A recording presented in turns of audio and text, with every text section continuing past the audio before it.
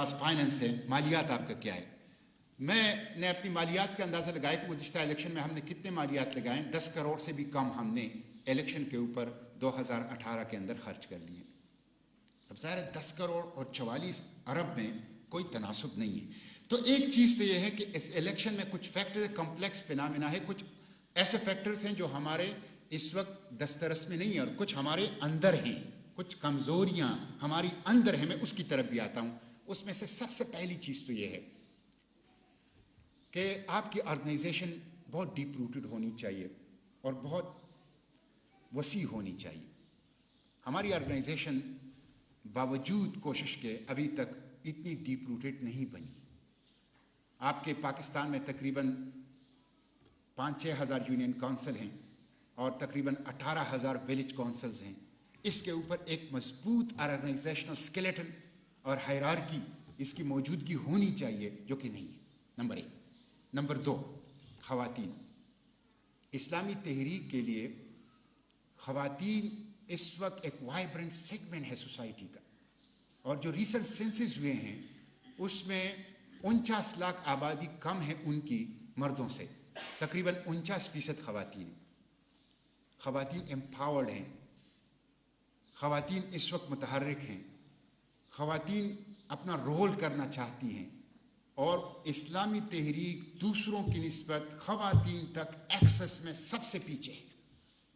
खुद आप जमा इस्लामी या इस्लामी तहरीक तो एक तरफ लग रहा है, आप डॉक्टर्स को देख लें, पीमा का आप निकालें मेंबरशिप कितनी है और उसमें ख़वातीन मेंबरशिप कितनी है। हालांकि सबसे ज़्यादा सोशल इंटरेक्शन अगर कहीं पॉसिबल है और मुमकिन है ख़वातीन तक पहुँचने का तो डॉक्टर्स का तबका है, लेकिन वहाँ भी मैं समझता हूँ कि 10% मेंबर्स भी आपके ख़वातीन नहीं होंगे। अगर मैं गलत हूँ तो मुझे ठीक किया जाए। ये एक बहुत बड़ा मसला है और ये कलेक्टिव फेलियर है हमारा।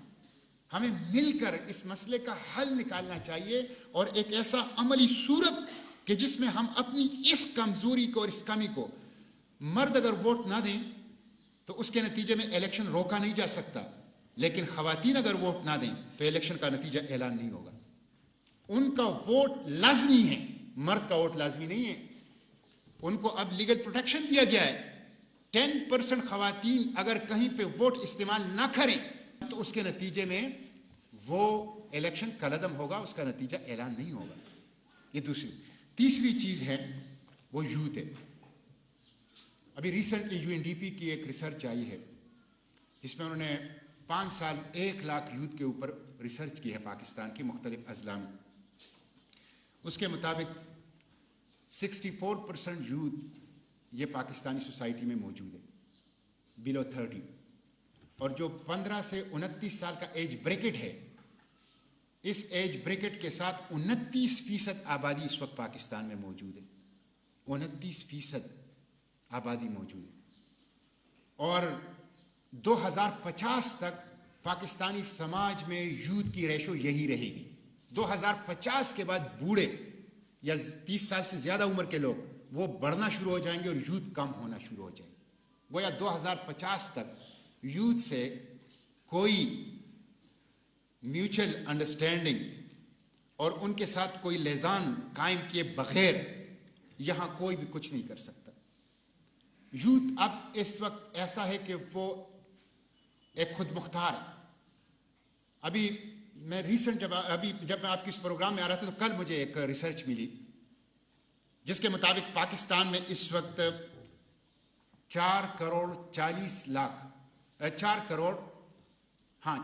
40 लाख नेटिजियन है, नेट इस्तेमाल करने वाले, और इसमें से 3.2 करोड़ ये फेसबुक यूजर्स हैं और 30 लाख ट्विटर इस्तेमाल करने वाले, और इसमें से 90% लोग वो हैं जो यूथ हैं, नौजवान हैं।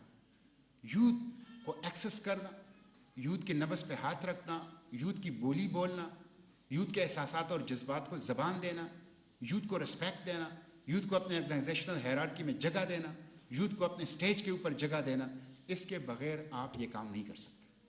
तो हमारी ये जो एक और इंटरनल हमें कैसे कमज़ोरी है वो यूथ के हवाले से कि हमारे यूथ को उस तरह वो नहीं किया। अब हम करें क्या? कैसे आगे बढ़ें। یہ تو تھوڑا سا میں نے آپ کو بتایا کہ ہماری ماضی جو ہے الحمدللہ ہم نے سفر کیا ہے، بہت اچھا سفر کیا ہے ہم نے، بہت سی چیزیں اس میں حاصل بھی کی ہیں، بہت سی رکاوٹیں بھی ہیں، بہت سی میدانوں کے اندر ہمیں کامیابیاں بھی نہیں ملی، ناکام بھی ہوئے ہیں۔ اب ہماری سوچ یہ ہونی چاہیے کہ بجائے اس کے کہ ہم مایوس ہو جائیں، نا امید ہو جائیں۔ ہمارے بزرگوں نے جب اس تحریک کا آغاز کیا تھا تو 75 افراد تھے اور 74 روپے 14 آنے تھے 1941 میں۔ 75 افراد، یہ لنڈی سے بخارا برما تک، اس پورے سب کانٹیننٹ سے لاہور میں جمع ہوئے 75 افراد، اور جب انہوں نے اپنی جیبیں خالی کر کے بیت المال پہلا بنایا تو 74 روپے 14 آنے تھا۔ اور اس زمانے میں جو میں نے آپ کو پتا ہے کہ سیکنڈ ورلڈ وار کے بعد صورتحال کیا تھی، وہاں سے آغاز کیا تھا، اور اتنی اللہ نے برکت دی ہے۔ اللہ کے پیغمبر صلی اللہ علیہ وسلم نے جب ہیرا کے غار سے اتر کر آئے تو اکیلے تھے، پوری انسانیت کے مقابلے میں اکیلے تھے، اور پوری انسانیت کے مقابلے میں اٹھ کھڑے ہوئے، اپنی مشن کو، اپنے مقصد کو آگے بڑھایا۔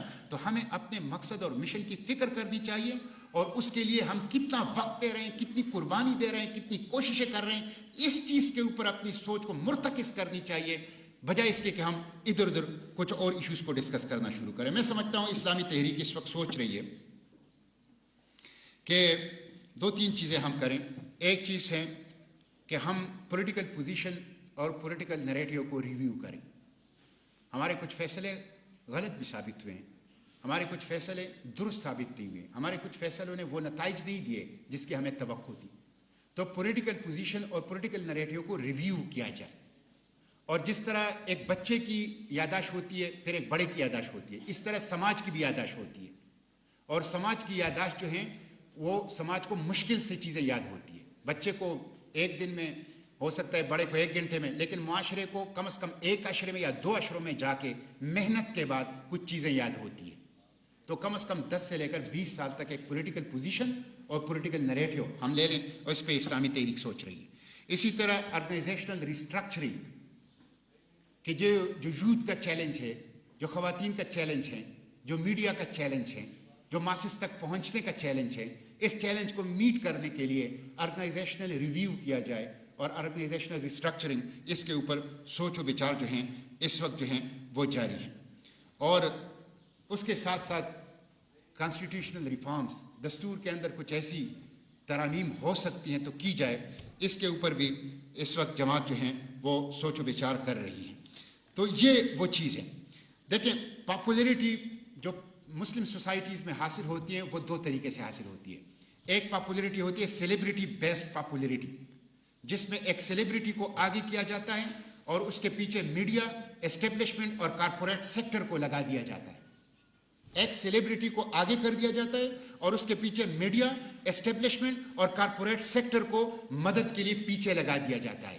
یہ ہے ایک سٹائل پاپولیرٹی کا۔ اور دوسرا سٹائل ہے پاپولیرٹی کا کہ آرگنائزیشنل کو معاشرے کے جڑوں کے اندر پھیلا دیا جائے، اور اس کے نتیجے میں فرد کی اصلاح، خاندان کی اصلاح، معاشرے کی اصلاح، نظریہ سازی، نظریات کا فروغ، اور ایک مضبوط طاقتور آرگنائزیشن کو ایک انسٹرومنٹ اور ٹول بنا کر پاپولیرٹی حاصل کی جائے۔ ہماری جو کیمسٹری ہے پاپولیرٹی کا وہ دوسری والی ہے، پہلی والی نہیں ہے، دوسری والی ہے۔ اس لیے کہ دوسری والی میں فرد کی اصلاح ہوتی ہے، خاندان کی اصلاح ہوتی ہے، سماج کی اصلاح ہوتی ہے، سوچ اور فکر اور نظریہ بنتا ہے۔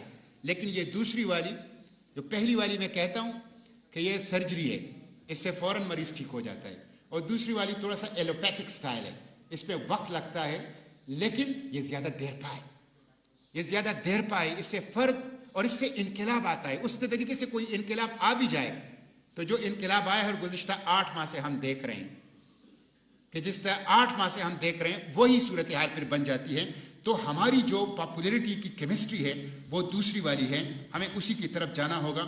اور اس میں سمجھتا ہوں آپ لوگوں کا، وکلاء کا، اساتذہ کا اور ڈاکٹرز کا، ان 3 طبقات کا بہت امپورٹنٹ رول ہے، اس لیے کہ سماج ان کی طرف رجوع کرتا ہے، سماج ان کی طرف آتا ہے، وکلاء کی طرف آتا ہے، ڈاکٹرز کی طرف آتا ہے اور ٹیچرز کی طرف آتا ہے۔ تو آپ لوگوں کا بڑا رول ہے، آپ لوگ اپنا بڑا رول 2 حوالوں سے ادا کر سکتے ہیں، اور یہ صحابہ کرام رضوان اللہ علیہم اجمعین کی سیرت سے میں نے سیکھا ہے۔ پوری صحابہ کی سیرت آپ اٹھا کر دیکھ لیجئے، انہوں نے 2 کام کیے تھے۔ ایک، انہوں نے اپنا وقت دیا تھا۔ ایک شخص افلاطون ہے، لیکن اس کے پاس وقت نہیں ہے میرے لیے 2 منٹ کا، تو میں اس کی افلاطونی کیا کروں گا؟ وقت ہے۔ اگر آپ اپنے مقصد اور مشن سے محبت کرتے ہیں تو اس محبت کو گیج کریں وقت کے ساتھ کہ میں کتنا وقت دے رہا ہوں، وقت ہے۔ اور دوسری چیز وسائل۔ صحابہ میں جو غریب تھا انہوں نے 2 سیر کھجور دیے، اور جو مالدار تھے انہوں نے غزوہ تبوک کے موقع پر اونٹوں کی ایسی قطار کھڑی کر دی کہ جو آنکھ کے بینائی سے نظر نہیں آ رہا تھا جس کا دوسرا سرا، 1000 اونٹ کھڑے کر دیے سامان سمیت۔ تو جس کے پاس جو کچھ تھا وہ اس نے حاضر کر دیا۔ تو وقت دیں اور اس کے ساتھ ساتھ وسائل جو کچھ آپ کے پاس دستیاب ہیں وہ دیں، اس کے نتیجے میں یہ چیز ہوگی۔